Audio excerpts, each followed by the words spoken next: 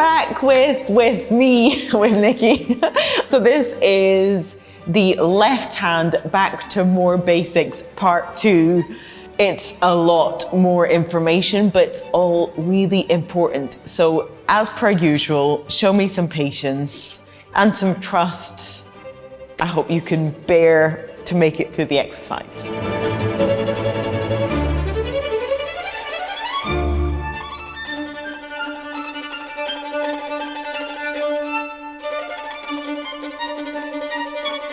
So when we add the bow to an exercise like this, I think it's very important to give yourself an organization with how many notes to a bow that's easy to follow and that allows you to stay focused on the left hand.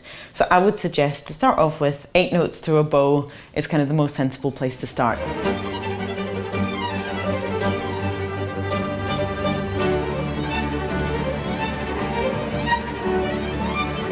Especially with that very slow tempo where you're really trying to take in all the millions of thoughts and bits of information between each finger. So if I just demonstrate now 8 notes to a bow, and I'm using a very light stroke, this hand should just kind of be gliding and feeling quite free. Always good before any of these things to go back to that exercise that we've done before with the bow, to make sure that the bow hold is not feeling too stressed out.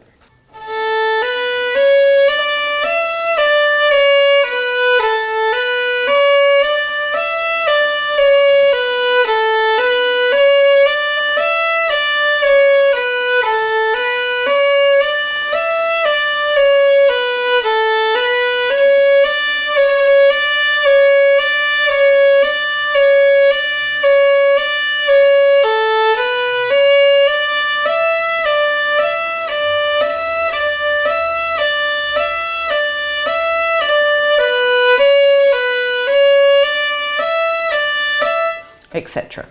So especially for the younger students that are thinking, oh my goodness, this is the most boring and untuneful thing to play ever and I don't want to do it. I sympathize with you, but it didn't take me long to focus on this and practice this before everything else that I was playing and that I wanted to play became easier.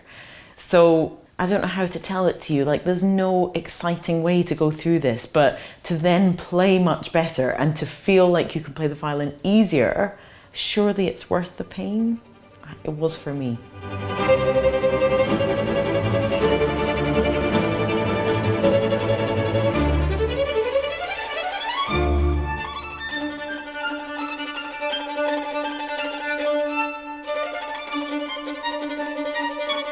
So eventually the point of these exercises is that your hands can play extremely fast and it feels easy. And velocity requires flexibility. So I'm just going to emphasize one last time that the slowest part of the exercise is the one that you should spend the longest on, but I am going to show you just how you can speed it up and how you can distribute the bow for those faster versions. This is very much like how we sped up the vibrato rhythms. It's all kind of the same process.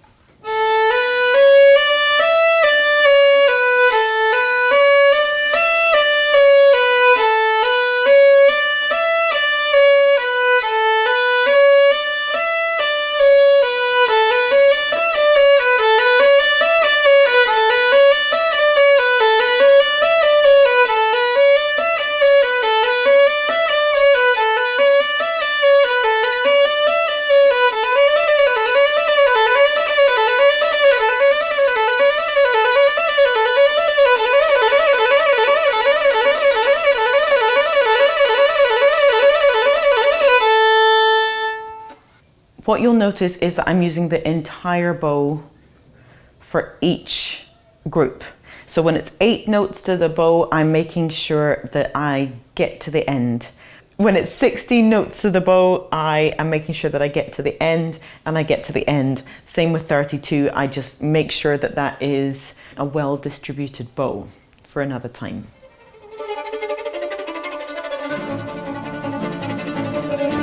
So now that we have discussed the bouncing motion, the flexibility of the hands, this kind of openness of the left hand, I want to go back to talking about your form.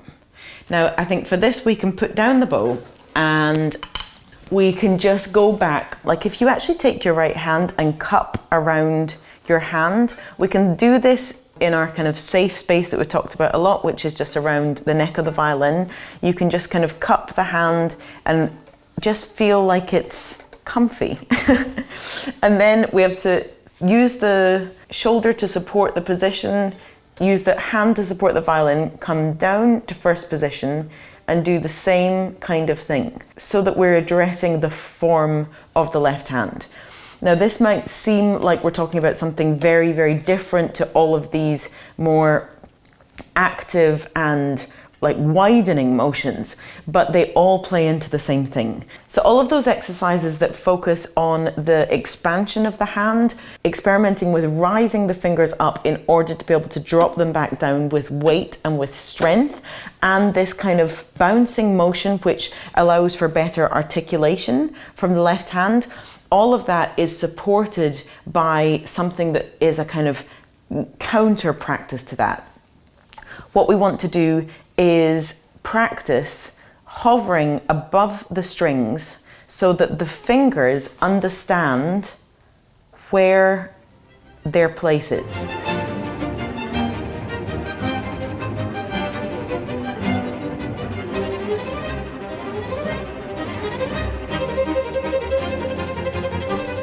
Now this is something that is connected to intonation, certainly. So if we take first position on the A string, which is where we play the Schradieck. So after practicing all of this very kind of extrovert motions and your fingers flailing about the place, but of course without tension, now what I want you to do is to go back to that same position and gently place the fourth fingers just above the string. So I don't want you to be out here. I want you just to be hovering above those four notes. So you've got a B, C sharp, D and E, and I'm just, in a very gentle way, I'm hovering above the strings. I'm not pressing down at all. You'll see that the string is not even going down. What I'm doing is feeling the form of the hand. I'm hovering just above those notes so my fingers don't have to go far. They're feeling where those positions are and all they have to do is drop down. So in summarization, those two aspects of developing the form and the strength of the left hand, they have to go hand in hand.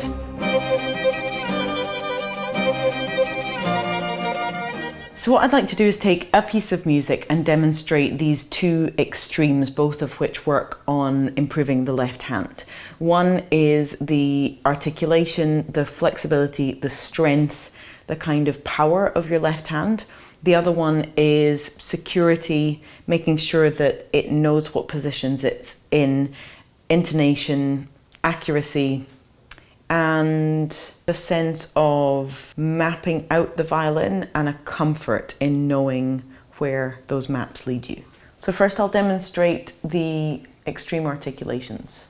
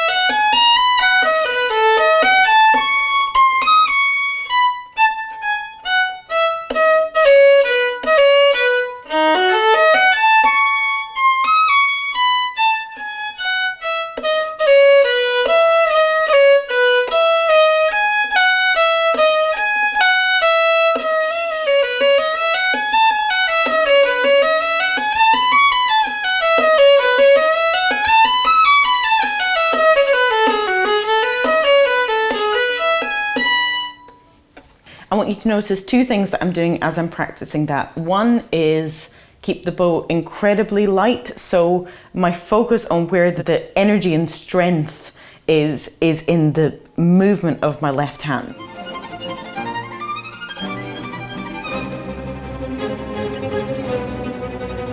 So I'm not trying to do much or create much sound. I'm keeping this as light as a feather and kind of taking away any of my brain's focus on my right hand. The other thing that you'll notice is there's quite a lot of noise of me putting my fingers down on the string. Now that is not me pressing and grabbing. That noise is coming from me lifting and then dropping.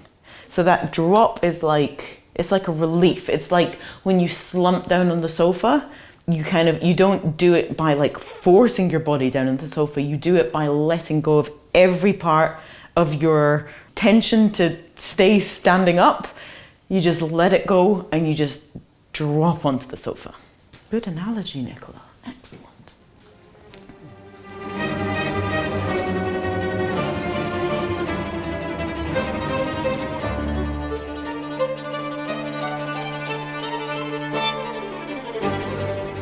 Now I'm going to demonstrate the opposite type of practice which helps your left hand more for security, for intonation, for comfort, and to decomplicate things for the left hand. I don't know if decomplicate is a word, but that's what we're using for now. So immediately from the get-go, I am thinking, where's every note that I have to play in this first run? So I'm actually thinking about where's the whole hand placed in order to be able to get to all of those notes. So I can get to them all from there. So I'm going to play them like I'm whispering them. I'm hardly pressing onto the string, just enough for us to hear the notes.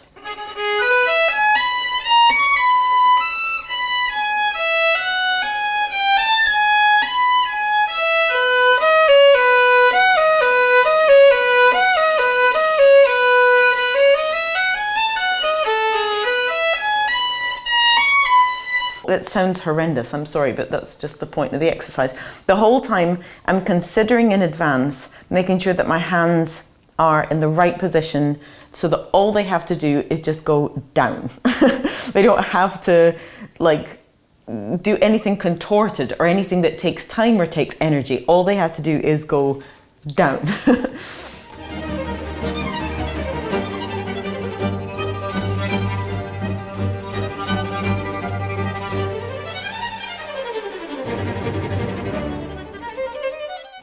So I'm going to do the long run like that.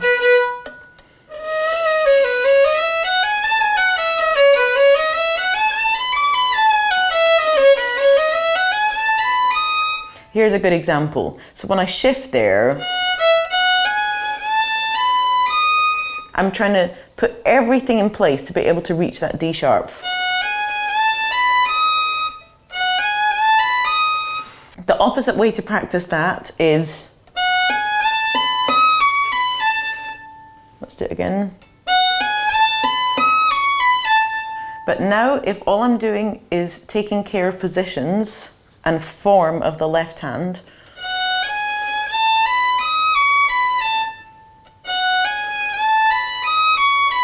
see what I actually am then kind of forced to do is engage a little bit more of this so that my four fingers are naturally just kind of curved over that E string. So if I'm like this, I have to go like that. But if I'm just here, and I know that when I go to the first finger, that's what I have to do, everything's just in place. So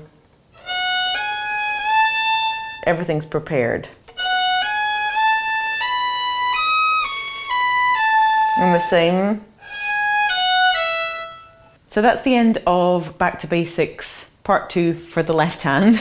And I think it's quite a seamless progression from a lot of the exercises that we were working on in the Back to Basics Part 1.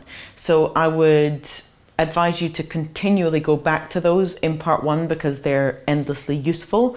But as you get comfortable with those kind of just holding the instrument positions, these exercises will take you on to the next level. Thanks so much everyone. As always, send in your comments and keep in touch with me and keep watching. Or don't.